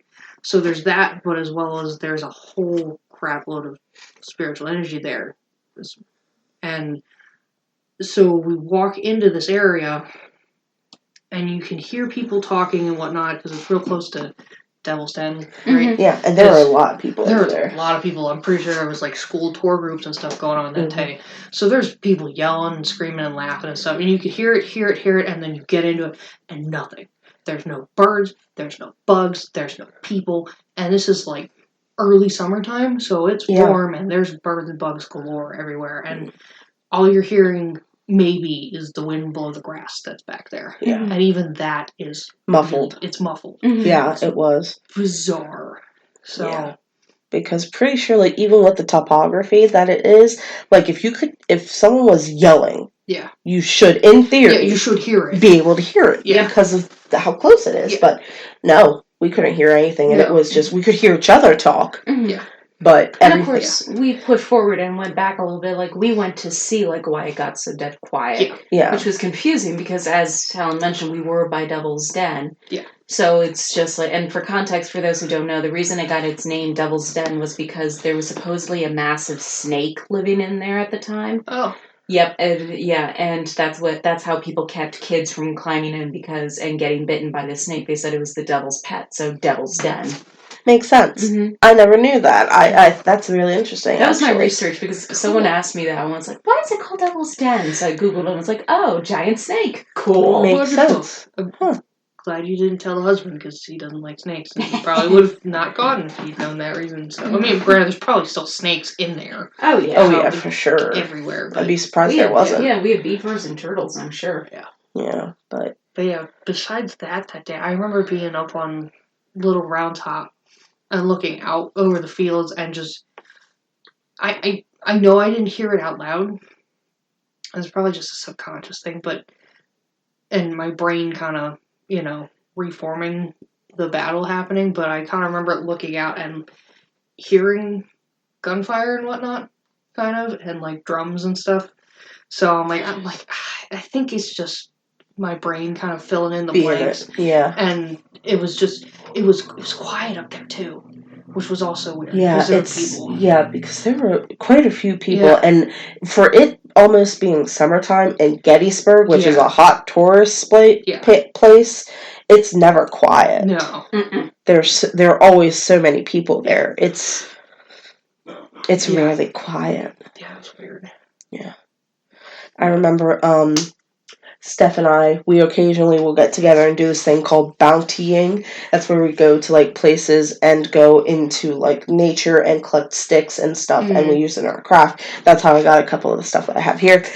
And the first time we went into the little wood area behind the Peace Light. Yep. And the second time we first went to Little Round Top, and then we went back to the area again. And stepping into, like, Little Round Top was fine. We felt totally at peace. it still that heavy feeling because we were on the battlefield, but it was not. It was cool. It was calm. It was welcoming. But we go back to that wooded area behind the peace light, and it was silent. It was heavier than it normally is, and we were not welcome there. Oh. Yeah, so we were like, we need to leave now because this land does not want us here today, and we left. Yeah, that's a GTA. Yeah. Fuck. Oh. Yeah. So. Yeah. And who knows? Maybe it wasn't the land that didn't want us there. Maybe it was like, if you continue, something bad's going to happen. You should probably leave. Yeah. Mm-hmm. So. What was the covered bridge that we went to? Oh, Sachs Bridge? Yeah. Sachs Bridge. That one's also weird. Yeah, that one is weird. I don't remember anything really weird happening when we were there, Well, but yeah, I remember same. getting weird, like, vibes. Remember when we went off the beaten path there and we were exploring, and you found like a fairy circle or something like that? Yeah, that's right. And then I found a crayfish and tried to befriend it. Yes, you tried to make friends with the crayfish. It was beautiful. We should name him Doug. Doug the crayfish. This was how many years ago? Doug has been eaten, I'm sure. Oh, for sure. Doug is dead. Doug has been dead for so long. But that's okay. Well, I know Don when him and his buddy, his ghost hunting buddy who lives in the area, not the entire group, just his partner, they get together and they'll get together on Sachs Bridge just to, do a kind of like a warm up for the season. Yeah. He told me that there is a witch tree somewhere around there, and I thought that it was that big tree that we found, but he won't tell me the exact location. Whenever I ask him, he acts like he doesn't know what he's talking about. Oh, he knows exactly where it is. Don! He just doesn't want you to get in trouble. No. I know. Don't bring him into this. Donald! Summon the Don! But I want to find it, because he was like, there's bad juju there, and I was like, I want to go. It's like, one, don't tell me what to do, but also it's like I want to be screwed. I'm screwed. Nope. I'll just watch from a distance with some hot cocoa and just be like, "That's I'll be the one getting possessed, and you'll be like, "We told you so, dumbass." Maybe don't do that. Yeah, don't do that. Yeah, no. But I just want to. Yeah. I think that's what it was. That tree when we went exploring, but I'm not sure. Probably. Who knows? Oh. Yeah. I don't know. I have brown eyes for a reason. Yeah, no. If somebody says something's got bad juju, I'm just like, okay, no, you're good. Yeah. See, part of me is just like, don't mess with the juju, but then the other half of me is just like, but I want to know more about the juju. Yeah, that's why I want to mess with the juju. But then it's just like, then I remember, all the multiple movies that surround a similar juju show what happened. It's like why scientists shouldn't bring dinosaurs back. There are multiple movies explaining why that's a bad idea. I would be honored to be eaten by a Tyrannosaurus Rex. I feel like if they have to bring back any animal, bring back the Irish elk. Have you seen those things? Oh yeah, or the thylacine. The Tasmanian tiger. It's called the thylacine. I've never heard of it. The last one died in the 1930s, I think? Yeah, in the 1930s, I think it was a female in the zoo, and she died because, they were considered pests and stuff in Australia, and they decided to hunt them into extinction, which is awful. Like, I hate humans. Yes. Really, it's like... Well, there's also, there's a type of lion that went extinct, too. It's something with a B. I forget which, but I remember seeing its picture. It's a terrible picture. The other thing you should bring back are the giant ground sloths that used to live here in North America. Oh, those things. Yeah. Yeah. Yep. The weird mix between a tiger and a weasel. Yeah. Well, they were marsupial. Yeah, so they're weird. Yeah, but I think, they're a carnivorous marsupial. But, yeah. Lots of critters that we should and shouldn't bring back. Mainly it begs the question of, will it survive in this environment? Yeah. Or will it kill a whole bunch of people? Or other... Listen. Animals. Let's find something that'll take out the spotted lanternfly first. Let's work on that first. Yeah, bugs. Birds, I'm sure. Maybe the passenger pigeon that's extinct here. Yeah. That'd be great. Yeah, who knows? I mean, yeah. Well, I know that scientists are, close to resurrecting the woolly mammoth? Something like that. They have. I'm just picturing the Ice Age movie. They have. Oh goodness! Let's bring back a woolly mammoth, and it sounds like Ray Romano. Oh goodness! Oh no, Now Manny. we need Sid. Now we need Diego. Yep. Now we need Ellie. Yeah. We need a whole storyline moving with this here, folks. I wouldn't mind having a mammoth leg, though. Just to see what it would taste like. Oh, like a steak from? Yeah, like a mammoth steak. Just be like, go to restaurants and it was like, just slap down $1,000. I would like your finest mammoth steak, please. Bring out the A1. Maybe it's like bison meat. Like, Maybe. you know, some people have those buffalo farms and stuff like that. Yeah, there's one like 5 minutes from where I live. Yeah. Ooh. So it's in between the. Oh, hey, bring back the bison. So. You know? Yeah, I forget how much they want, like, per pound, though. It's stupid. Mm, so, it's expensive. I'm not surprised it's stupid, but when we buy stuff from the butcher, and, you know, what, I think a quarter or a half side of beef, and it's $3.50 a pound or whatever, and that's steak, ground beef, whatever you want. Basically, they'll cut it up for you. I'm like, yeah, I'll do that instead. And, Fair. you know, you still pay, like, what, I think it's like, so we spent $700 splitting like quarters with his parents, so it was $350 for between us and his parents. So okay, that's not too bad. That's not too bad. And it fills our freezer for the whole year basically. Yeah. And so we do that, and usually pig as well from them, which is pretty nice. But yeah, damn. So I love how we went from talking about bringing back dinosaurs and mammoths and stuff to food. It all comes back to food. Is this? Are we hungry? Is that what this is? Probably not. I don't know. Well, I'm always hungry. I'm craving shit, but I know I shouldn't eat it. It's like I'm trying to be good, man. It's okay. I'm feeling chicken nuggets. Oh, man. Chalky milk and chicken nuggets. Chicken nuggets. Oh, man. Freaking Grogu from the Mandalorian. I want my chicken nuggets and chalky milk. I still haven't seen that. Oh, it's good. It's the only Star Wars thing that I genuinely love. I told you, I have too many things I need to catch up on. I still have to finish Bridgerton. I am still on season 1, episode 5. I haven't even started. I've started watching Queen Charlotte, but I haven't even watched any of the Bridgerton. I've watched Queen Charlotte, and I like that, but not Bridgerton. No, no, ma'am. Thankfully, at least Bridgerton, the second season, even though it doesn't have Reggae Jean-Pierre, it's still really good and really worth the watch. So I actually kind of enjoyed it more than season 1, because there's less of him and Daphne going on, which she still looks like a 12-year-old to me, so like the sex scenes are just weird, but I mean, it was good and unnecessary for the plot, I got it, kind of a thing, but it was still just like... I know it's for plot, but Daphne, even up to episode 5, is just like, why did you think this was a good idea? Yeah. Daphne, I need you to stop and process. Do you really think going alone into a garden with no one with you was a good idea? Yeah. Dude, Victorian era England, your reputation is destroyed. I mean, hell, I'm not even gonna lie. I'm surprised in Victorian England that she was allowed to do that. Yeah. Normally, her mother would be following. Yeah, I was gonna say it because weren't young unwed women supposed to be chaperoned? Yeah. Oh yeah, you had to be chaperoned. Otherwise, because your virtue would be called into question. Yeah, because God forbid, a lady be. A lady be on her own. It was like with her tiny little female brain, unable to actually think. I guess is it actually Victorian or is it Edwardian era? I think it's Edwardian. Whatever, close enough. It's the end of the Victorian is more like Queen Victoria era. I like guess so too. Black Butler themed era.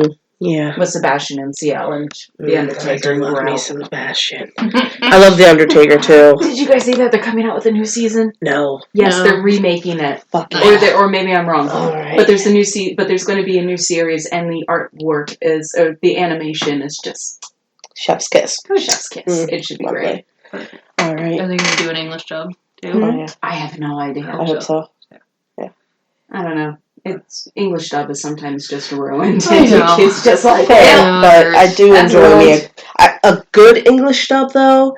Is good. Yes. We're not talking like what the hell's the really bad DBZ dubs, like I think it's Ocean Group dub or something. I don't know. I've stopped watching DBZ. I'm so tired of it. Oh no, this is like one like they first brought it to America. They okay, good. Butchered it. So wait, which one is it? I think it was Dragon Ball Z, and it's like the Ocean Group dub. I have never watched Dragon Ball Z. So, you are not missing anything at all. That's what I've been told. I know who Piccolo is. The best thing about that entire series is Chuck Huber voicing Android 17. Mm-hmm. That's it. There's that, yeah. And Piccolo is pretty cool, too. I enjoyed Dragon Ball and Dragon Ball Z, but at the same time, I don't know if that's nostalgia glasses now, because I watched it when I was younger, so, but Same. It's still good. It's Mom still had a classic. thing for Goku. Did she really? Yeah, she even bought a little Goku, stretchy doll. Oh my god. And that would be in the car with her. It was so cute. And here's the thing, though, it's just, so many animes are good with Japanese, the original Japanese. The voices voicing the characters so well. Yeah, again, using as an example, Ancient Mage's Bride. Yes. I like the dub well enough, but the Japanese is just so much better because it 100%. Works. Yeah. Even though I watch it with subtitles, regardless of whether it's Japanese or not, because usually there's shit going on in the background I can't hear, whether it's a cat knocking something over, or it's the husband playing video games. Yeah. So. I have subtitles on for everything. Oh, I know. But yeah, I can't. That one I cannot watch the English dub because I can't stand Chisei's English voice actor. Yeah. I'm not a fan. So. No. Whoever she is, not a fan. And it's like One Piece. One Piece I kind of really prefer. I know you guys aren't into One Piece, but it's I prefer the... I'm not sorry. I prefer the sub rather than the dub because honestly, it's... No offense to the English voice actors who voice Luffy, Zoro, Sanji, etc. I'm not a huge fan, and I'm sure other people agree, but the sub is just better. If it makes you big controversial here, but Naruto, I prefer the manga because I don't have to hear Naruto's 50-year-old smoker woman voice. I hate it. Fucking screaming. It gets better. I know. Believe it. Shippuden is better. I think I'm saying that correctly. Shippuden. Yes. Yeah. When Naruto's a teenager. It gets better still. because his voice matches matches him a bit better. No, thank you. I will stick to the manga. Can I say I'm disappointed in his final design as an adult in Boruto? Him and fucking Gaara. I kind of like Gaara. I kind of like Gaara's appearance. I'm disappointed that we did not get Naruto looking a bit like Minato. That would have been preferred too. Yes, I've seen some fan art where Naruto actually takes actor Minato a little bit more. Oh, okay. Yeah, his dad. I was just I do not speak to Naruto. I watched the original Naruto series and that was it. So a lot of people. I do know a lot of people were expecting there was some fan art hoping that Naruto would take on Minato, and no. Instead, we get this very tired 40-year-old looking man with a receding hairline, which is great. Love it. Yeah, I don't. Yeah. Let me see if I can. I'm trying to think of any other ones that I just really don't like one way or the other. I know Sayuki series. I can go both ways. That's Naruto's dad. Yeah. Okay, I remember seeing him. See? The hot one. See what we could have had? So what does adult, aging, old-ass Naruto look like then? I love how we went from spooky to food, spooky to if there's one that you do watch with the English dub, you have to watch How Heavy Are These Dumbbells? What the fuck is that? That's Naruto. Right? Adults. Right? See what the fuck is that? No. Right? No. Yeah. That looks like somebody drew on his forehead with Sharpie, Charlie Brown. Freaking Jigglypuff came up and drew on this bitch. I'd like to point out that Kakashi never ages. I know. I mean, bless Kakashi, the one person keeping that entire franchise together. Yeah, granted, here we go. 80% of his... Whoa. Yeah. That's awful. Granted, 80% of Kakashi's body is covered 24/7, so you can't really tell whether he aged. And you know what? Yes. That's fine.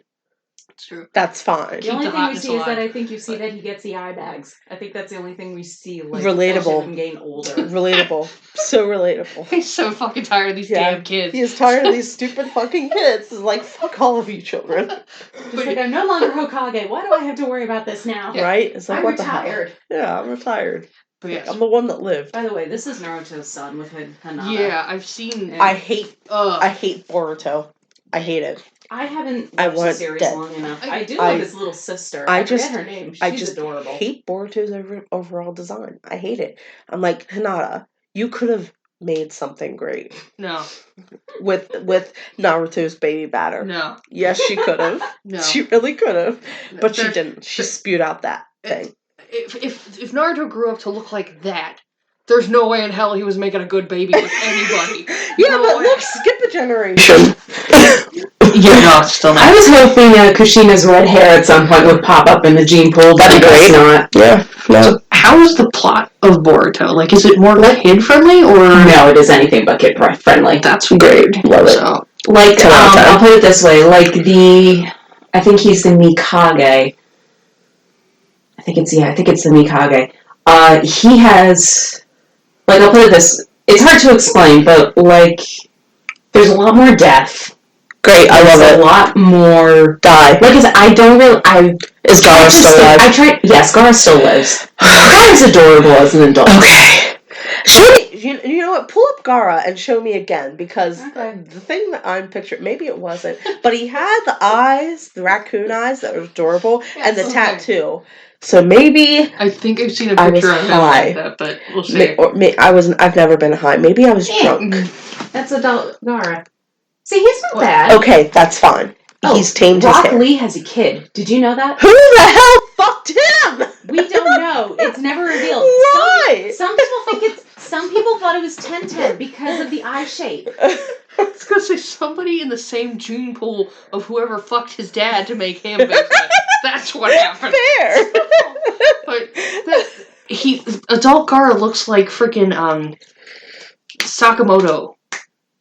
Oh, I can't remember what I gotta look up the series, but yeah. See, this is Rock Lee's son. His name's Metal. Of course, his name's Metal. Yeah, of course. I don't think they reveal who his mother is. That makes sense. His name's Metal. Wow.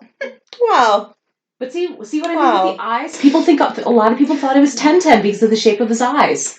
Because she has the same shaped eyes. Part of me really wished that Sakura would have ended up with Rock Lee. Because at least then I wouldn't hate her. Yes. Haven't you heard I'm Sakamoto? That's the anime! That's what adult Gara looks like to me. He kind of does. Move the hair part a little further to the side, and there you go. Also kind of like Sir Night-Eye. Yes. Rest in peace. Can I say I'm mad that we didn't get enough screen time with Sir Night-Eye? I love that. You know what? From My Hero Academia. I hated My Hero Durgadurk? Yeah. My Hero Durgadurk! That was All Might's sidekick. I'm sorry. That was great. I love My Hero Academia, but that was beautiful. I'm sorry that on a t-shirt. I need that too. I need a t-shirt that says My Hero Derp Derp. And it's Zeku with his All Might face. So sorry.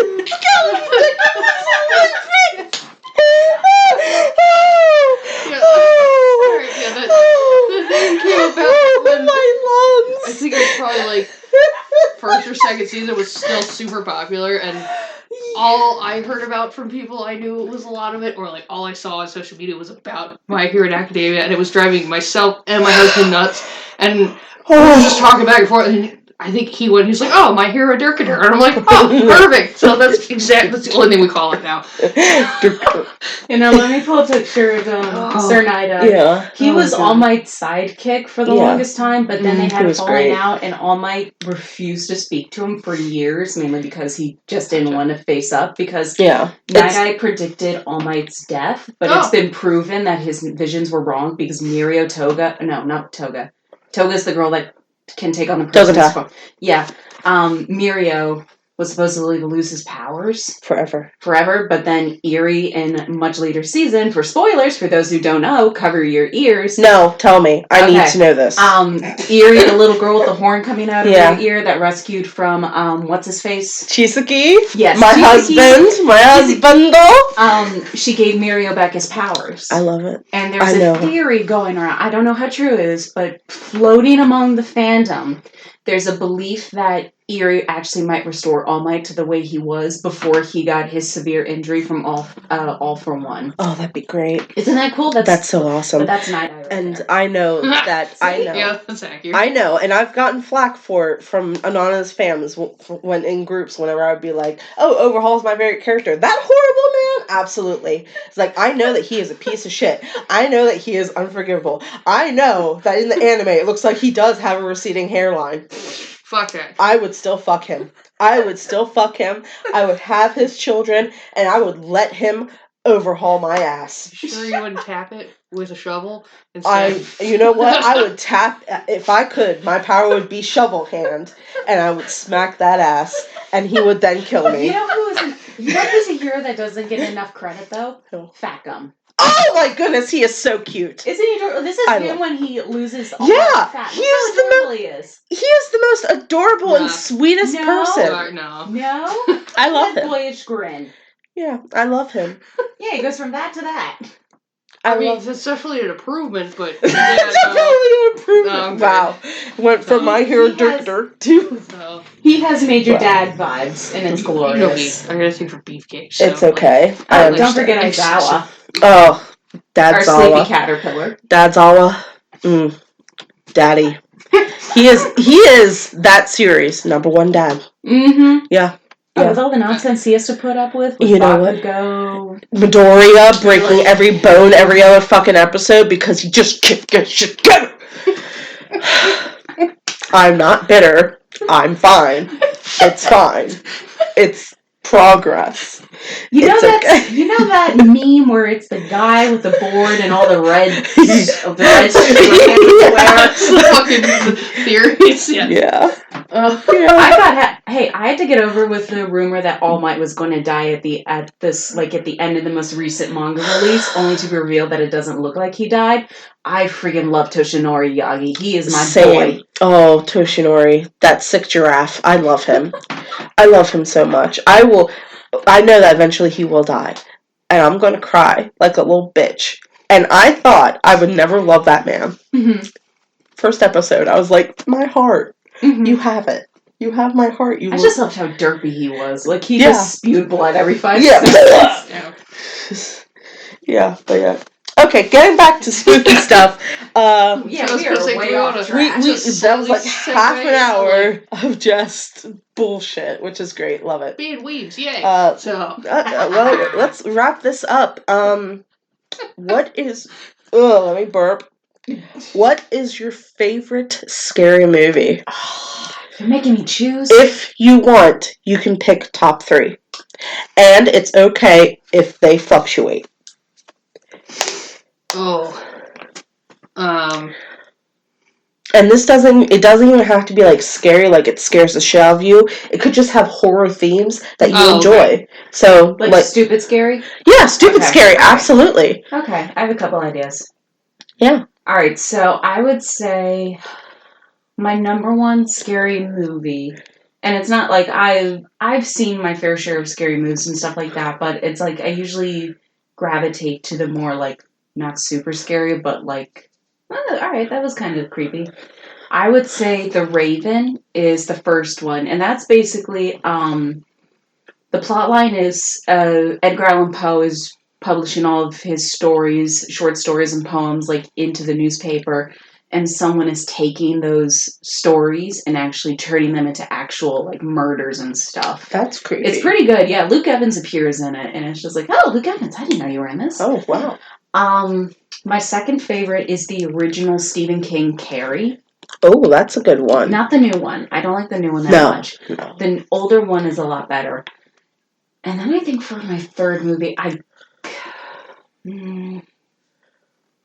if it needs to be tied, it can be. Okay, I would say the first Hocus Pocus is my third one, and it's tied with probably Cujo. Oh, because that's a pretty scary movie. Yeah. Like the Saint Bernard they got for that movie did a great job, like really freaking me out. Like it was really good at just bleh. Fair. Mm-hmm. Yeah, fair. Yeah. mine aren't all really scary. It's okay. They don't have to be. So again, I'm not a big horror fan. I do like the old monster movies. So talking Christopher Lee. Oh yeah. In Fair. Like I think that's the Monster from the Black Lagoon. Ooh. Or no, sorry. No, I'm thinking the original Mummy movie. Yeah. Which is Boris Karloff, where they basically made a plaster bandage mummy suit where he literally couldn't put his arms down. Love that one. Comical one. Favorite version of Dracula is Dracula Dead and Loving It. And that has a Mel Brooks movie. It stars Leslie Nielsen in it. That's great. I've never heard of it, but that sounds amazing. A scream, because at one point he's trying to lure one of the women out, and she goes to open the door. She walks into a closet, and it's just him going, "Nina, you're in the closet," and she just has to turn around and like walk back out. I wonder if we can find that and watch it. Probably yeah, could. Please, let's. So, I love that movie so much. Actually, quick interruption. Favorite rendition of Dracula? Or like a vampire movie that isn't Vampires Suck or Twilight? It has to be Christopher Lee. Christopher Lee? Dana? Dracula. I'm going to have to say my favorite version. It's got to be Gary Oldman. I was about to say, Gary Oldman does a really fantastic Dracula. I love Gary Oldman in everything that he does. Like, if I see it and it's Gary Oldman, absolutely yes. I would say just runners up is Alucard from Helsing. Because I think they capture him very well in that. Yeah. And then, of course, like Castlevania Dracula.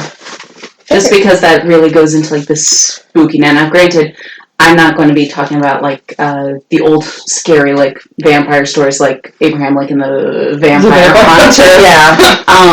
And some of the others. But no, I'd say Gary Oldman is definitely on the top. Yeah. Yeah. If I had another one, Christopher Lee, and then Alucard from Helsing. Yeah. That's an anime favorite. What do you think? Helsing Ultimate or just Helsing? I like just the regular Helsing. Okay. I kind of like Helsing Ultimate because they actually showed Alucard as actually Vlad. That's true. That was really impressive.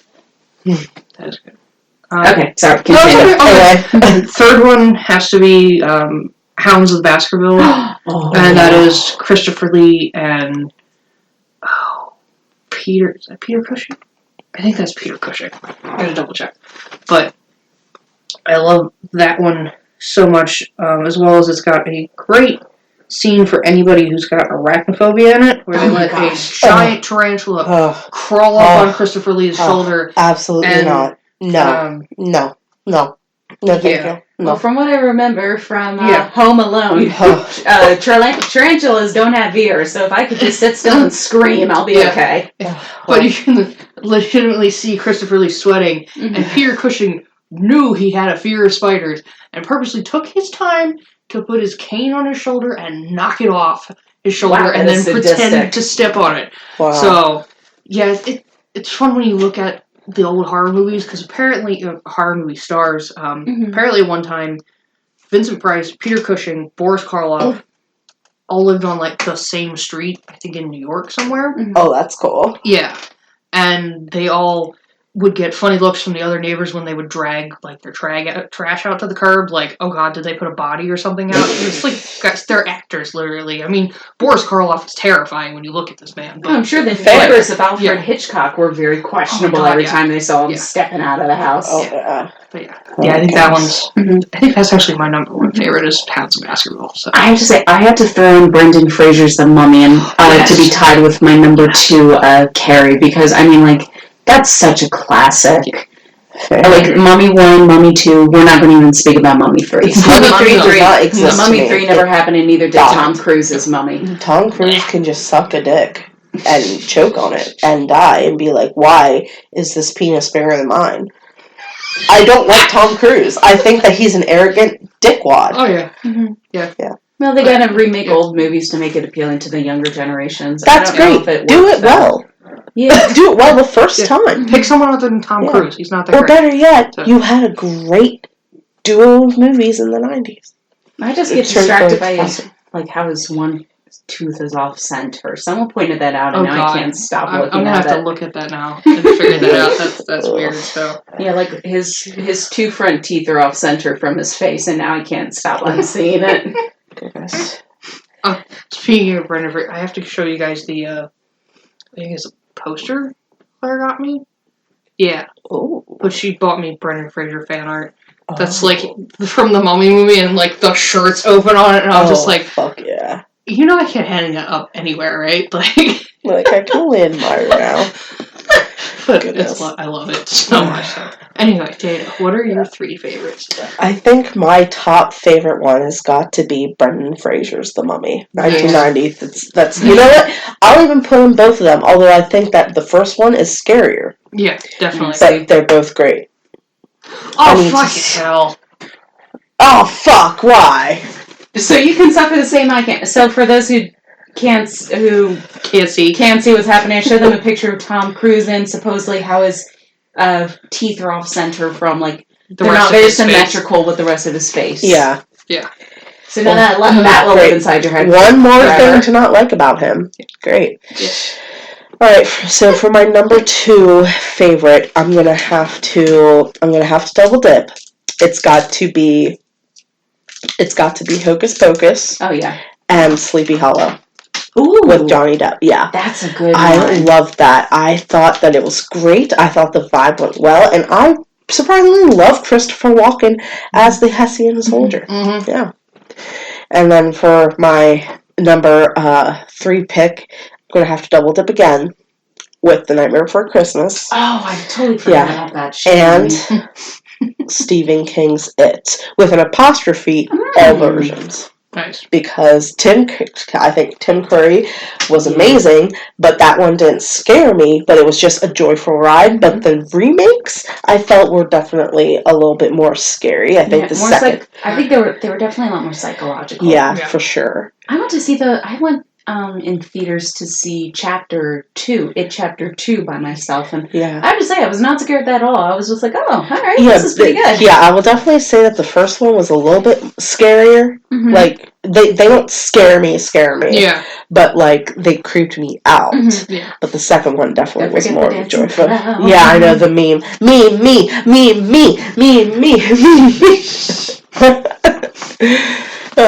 Well, don't like clowns. No. Can't do it. Nope. I mean, I like clowns in the fact that they scare me.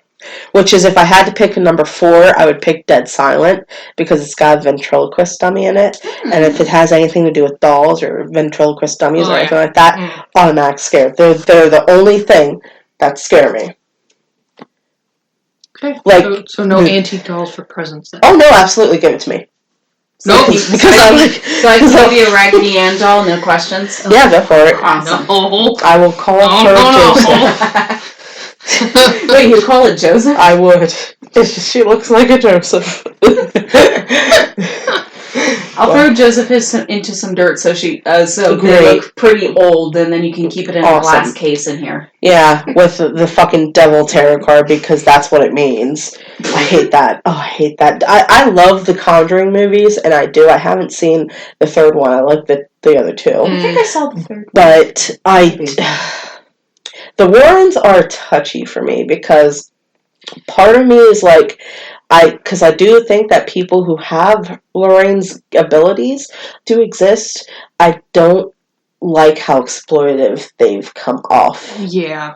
That's the thing. Yeah, they have some really weird gray areas to what they do. Yeah. It's just like, Yeah. Well, I think, like, with the Conjuring movies, they made it more dramatic than it was. I'm assuming, because the directors have to keep the audience's attention somehow. Yeah.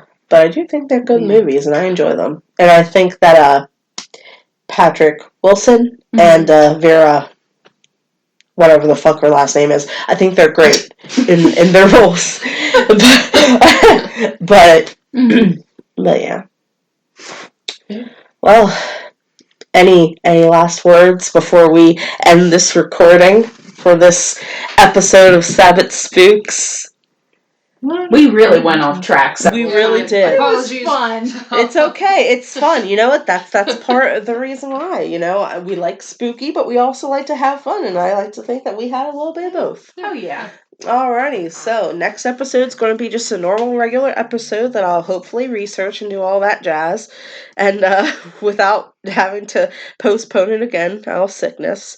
But until next time, my wonderfully witchy friends, stay magical. Bye. Bye. Hope you had a happy Halloween. Happy Halloween! Blessed, Happy All Hallows Eve. blessed Samhain! All that good jazz. Remember to leave out your offerings for your ancestors. Get ready for Christmas. Fuck you. Damn it, Kathleen. Damn it, Kathleen! It is not even over! Why were you like this? I don't know. Okay, bye. Bye.